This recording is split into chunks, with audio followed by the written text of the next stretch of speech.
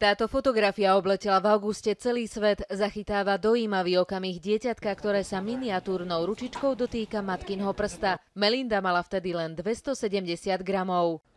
Položili sme ju na váhu a nemohli sme uveriť. 270 gramov. Obávali sme sa najhoršieho. Melinda sa narodila v 24.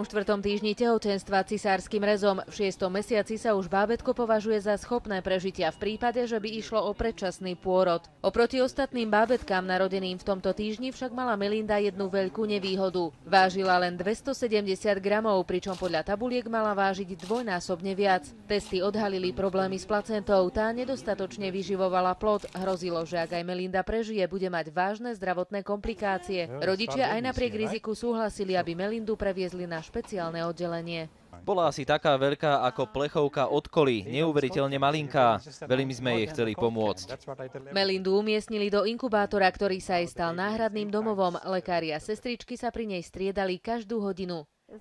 Ona je jeden veľký zázrak. Veľa ľudí pochybovalo, že to jej malé teličko zvládne, ale dokázala to.